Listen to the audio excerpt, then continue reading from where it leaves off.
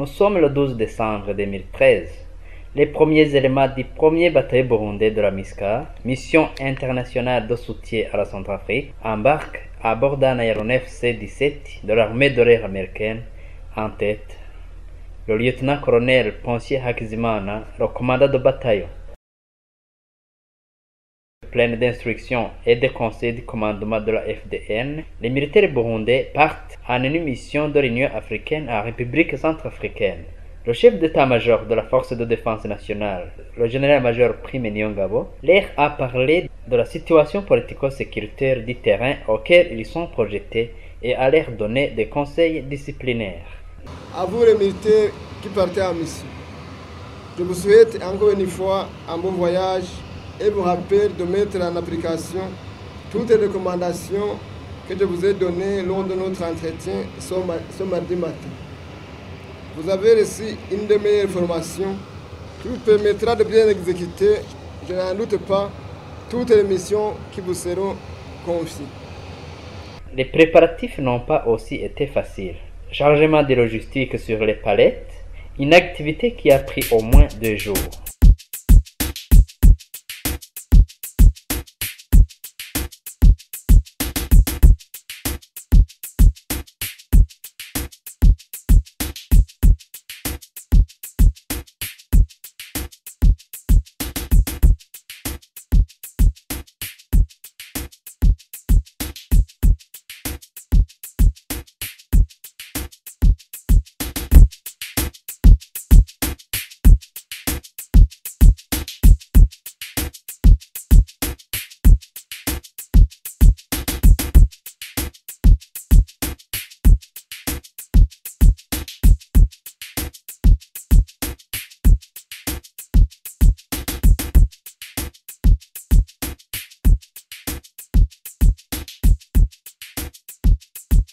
Le moral de la troupe est un bon fixe parce que c'est une troupe quand même qui a une expérience du passé. Vous avez vu que c'est une troupe qui a été bien entraînée et aussi qui a participé dans les opérations de maintien de la paix et d'imposition de la paix dans la mission en Somalie.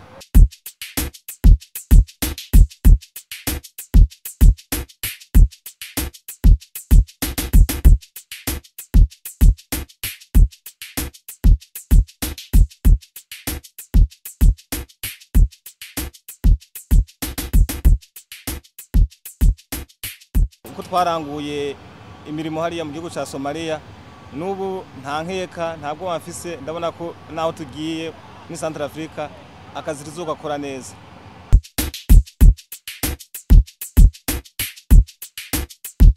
Ibikoresho byose birakwiye nta ngorane n'imwe kandi dusanzwe tunabimenyereye nta gishasha kirimo.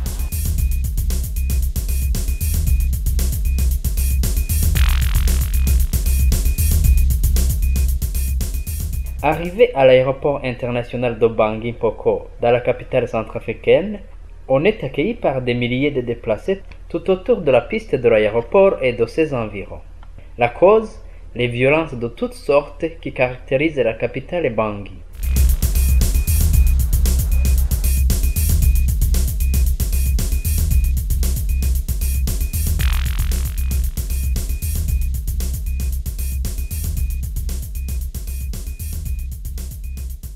Au cours de sa jeune histoire, la République centrafricaine a connu déjà bien des heures sombres.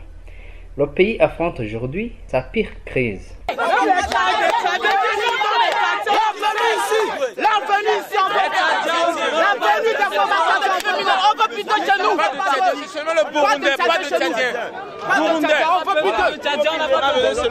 Dans cet état effondré, les pans entiers du territoire sont livrés à la violence de bandes armées.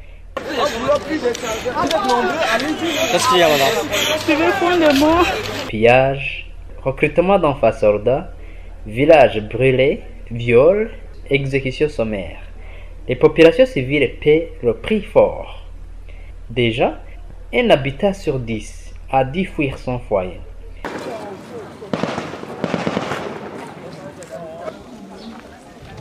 Téléphone d'abord, téléphone. Ah, téléphone là-bas.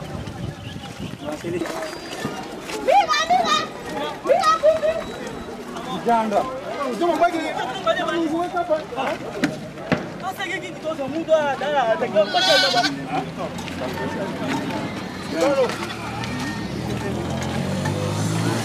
vous voyez que même la maison de travail, c'est une maison de détention. c'est la prison qui aujourd'hui est vide.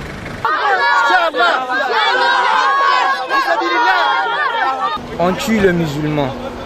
Nous sommes des musulmans, nés ici, grandir ici, dans ces pays. Et nous maintenant qui vivons tous ces problèmes, il n'y a pas, en vérité, il n'y a pas de guerre interreligieuse en RCA. C'est des choses politiques, c'est des choses inventées. C'est les politiciens qui sont derrière ça, les ex-FACA. Au lieu qu'ils aillent attaquer, c'est les là-bas, ils viennent nous attaquer ici. Donc on se défend. On se défend avec la machette et ils ont les armes. Donc il faut les désarmer. Je ne suis pas d'accord avec les Sénégalais. Les Sénégalais sont en train de tuer. À cause des Tchadiens, les Centrafricains se plaignent à cause des Tchadiens. Il faut que les Tchadiens partent. On n'aime pas les Tchadiens. On n'aime pas les Tchadiens. Les Tchadiens sont des assassins, ils nous tirent dessus. C'est comme si on était des animaux pour des animaux. Pourquoi? Soyez tranquilles et calmez-vous. On est là pour la protection du peuple centrafricain et le commandement de la MISCA va prendre en compte toutes vos doléances. Merci. C'est tout ce qu'on veut. Okay, voilà. S'il vous plaît, si nos doléances ont été prises à mettre reprises ici. Oui, oui. Et vous allez voir le changement. Je vous en prie. Les chrétiens accusent les Tchadiens d'être partisans aux musulmans, les musulmans accusent les Français d'être partisans aux chrétiens. C'est une situation qui n'est pas facile à gérer, mais les Burundais, je pense qu'avec l'expérience que nous avons vécue dans différentes missions de maintien de la paix, nous espérons que nous allons réussir à stabiliser la situation.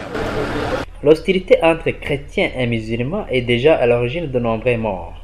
Face à cette insécurité grandissante et aux explosions de violences intercommunautaires, la communauté internationale et la communauté économique des États d'Afrique centrale ne sont pas restés les bras croisés. Plusieurs missions civilo-militaires ont été organisées pour aider les Centrafricains à se réconcilier. On notera entre autres la MICOPAX, une mission de consolidation de la paix composée par la Force multinationale de l'Afrique centrale, FOMA, et la composante civile chargée d'accompagner les Centrafricains dans leur dialogue politique. En plus, plusieurs concertations ont été menées par les dirigeants de la communauté économique des États de l'Afrique centrale, des organisations internationales et par des confessions religieuses pour étudier la voie de sortie.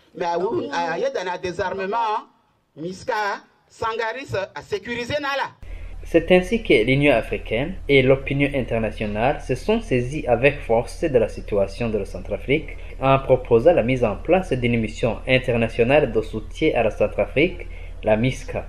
Celle-ci est approuvée par la résolution 2127 du Conseil de sécurité des Nations Unies. Le 19 décembre 2013, la MICOPAX se passe témoin à la MISCA.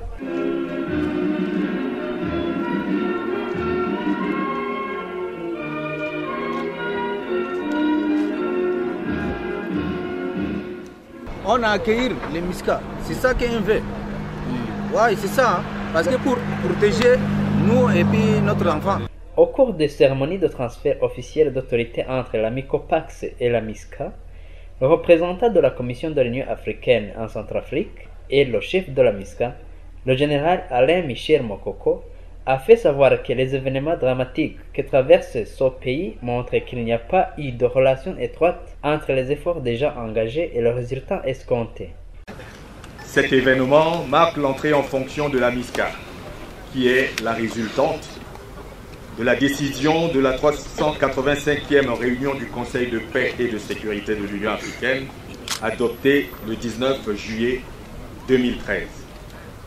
Elle est, faut-il le rappeler, l'aboutissement d'un lent processus de préparation, de coordination, fait des consultations successives entre les experts de l'Union africaine et ceux de la communauté économique des États de l'Afrique centrale, avec le soutien remarquable de nos principaux partenaires qui sont les Nations Unies, l'Union européenne, l'Organisation internationale de la francophonie, la France et les États-Unis d'Amérique. Elle est également la concrétisation d'une volonté politique fortement exprimée par les chefs d'État et de gouvernement de la CEAC de voir l'Union africaine et ses principaux partenaires apporter le soutien nécessaire, indispensable aux efforts qu'il développe depuis 2008 pour sortir la République centrafricaine des crises politiques et militaires récurrentes auxquelles ce pays frère et ami est confronté depuis, hélas, de nombreuses années. Les événements dramatiques, particulièrement douloureux, que le pays vient de vivre ces dernières semaines nous rappellent brutalement qu'il n'y a pas lieu de relâcher les efforts déjà engagés, mais bien au contraire, de les intensifier avec la pugnacité et la détermination que nous impose la gravité de la situation. Il a invité toute personne morale ou physique impliquée dans ce dossier centrafricain à redoubler de vigilance pour sortir ce pays de l'ornière. Cet événement a été clôturé par la long défilé militaire des troupes de la MISCA.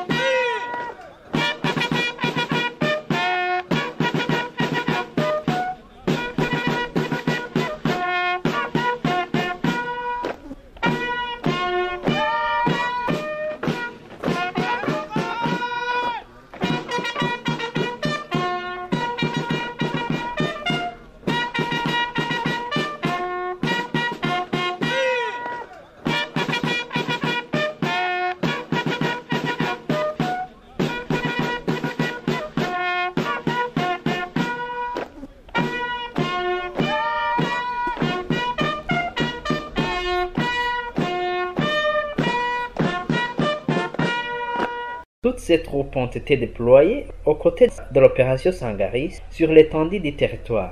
Le bataillon burundais reçoit la tâche de sécuriser la partie ouest de la capitale Bangui, 4 arrondissements, une superficie de 25 km². Alors, on veut situer et arriver là où se trouve le chef-lieu du premier arrondissement. Premier arrondissement. Le premier. Oui, oui.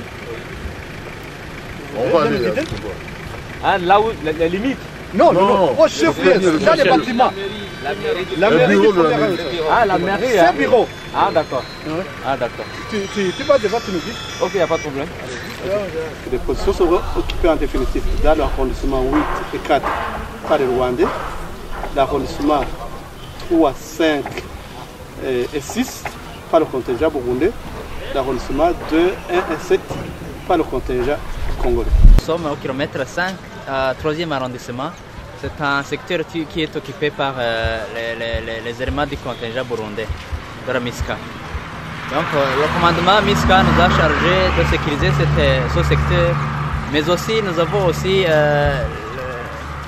d'autres secteurs. Il y a le 3e arrondissement, le 5e arrondissement, le 6e arrondissement et le 8e arrondissement.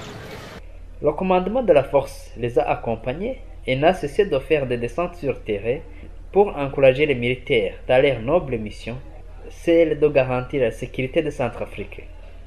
Vous avez commencé à les rassurer? Oui, avec le maire. Il faut rencontrer aussi les populations pour leur dire de revenir. Nous le faisons. Que le marché fonctionne. Voilà. Donc de troupes congolaises du détachement du secteur 2 est là. Nous demandons l'autorisation de le présenter. Je suis la population, on a pris attache. Quand on est arrivé, on a pris attache avec madame le maire. Capitaine Zonda Delisa, commandant le site de Bongo, 2e compagnie du Gabon, mais devant mon général. La peur est justifiée surtout de ce côté-là, à cause de la présence du camp Kassai. Oui. C'est les gars qui sont là. Bon. Mais ils sont cantonnés dedans. Ils sont cantonnés. Il y a un colonel le colonel Rabé, qui, il y a au moins une semaine de cela, s'est entretenu avec la population, leur demandant de regagner les véhicules, qu'ils ne soient pas apeurés, que s'ils circulaient, c'était pour plus ou moins essayer de rétablir la paix.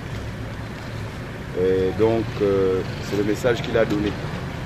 Vous savez qu'il y a beaucoup de militaires, de temps en temps, des indisciplinés, qui sortent comme ça. Vraiment, il faut bien savoir le contenir, parce qu'ils ne doivent pas sortir. Ils sont cantonnés. Donc ça, c'est des choses que vous devez gérer ici avec beaucoup de tact. Et surtout les véhicules. Quand ils sortent comme ça, là, il y a un système de véhicules, de sortie pour les véhicules. Les véhicules qui sortent doivent avoir annoncé, se faire annoncer et nous donner la ligne et tout. Si nous avons mis nos militaires, mais ces militaires-là, pour qu'ils aient le renseignement, pour vraiment bien assurer la sécurité, il faut que vous ayez contact avec eux. Vous dites tout ce qui se passe. Ils sont si vous voyez quelque chose qui ne va pas, vous envoyez un enfant vite. Ils sont plus jeunes, ils peuvent courir vite, ils vont là. Parce que sinon, nous on a des numéros que vous appelez. Et si on appelle mon numéro, moi je l'appelle lui. Lui il appelle son adjoint. Son adjoint appelle celui qui commande ces gens-là. Le temps qu'on arrive, c'est trop tard. Le général de brigade Athanase Kararouza, recommandant adjoint des forces de la MISCA, nous a fait part de la situation sécuritaire dans la capitale de Bangui, où se trouve la grande partie des troupes de la MISCA. La situation reste, au point de vue sécuritaire, reste précaire. Aujourd'hui, nous avons fait, comme vous l'avez suivi, le 4e arrondissement, contrôlé par le contingent congolais. Nous avons parcouru le 1er arrondissement, contrôlé par le contingent tchadien. Nous avons fait le 7e arrondissement, contrôlé par le contingent gabonais. Ici, nous sommes dans le dernier arrondissement qu'il fallait contrôler, c'est le 2e arrondissement qui est contrôlé par les Congolais. Comme je vous le dis, c'est vrai, pour le moment, il n'y a pas de hostilités, mais vous voyez que la population, les gens ne sont pas chez eux, ils sont la journée, même si vous le voyez là-bas, dans un temps, dans l'absence de temps, ils vont retourner dans le site de déplacés. Tous les arrondissements que nous avons parcourus, depuis hier jusqu'à aujourd'hui, aucune entité administrative n'est opérationnelle. C'est ça le grand problème que nous avons. Mais aussi c'est l'objectif que nous recherchons. Après cette reconnaissance, c'est des questions de débusquer là où se trouve l'administration pour qu'elle quitte dans la peur que les jeunes puissent travailler, parce qu'il n'y a pas moyen de faire quoi que ce soit par l'administration et par la vie.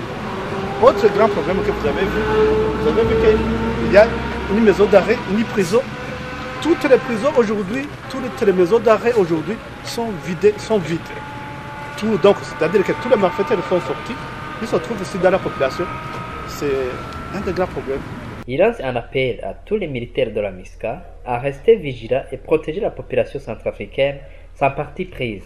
Je trouve ces positions, je leur demande de continuer à bien collaborer avec la population pour ramener la confiance. Partout où nous avons passé, la collaboration est bonne, il n'y a pas de plainte. On leur demande de continuer dans le même chemin. L'Union africaine et la France font la mobilisation internationale en faveur de la République centrafricaine une priorité afin que, un peu de temps après le déclenchement de la rébellion, la République centrafricaine puisse reprendre espoir.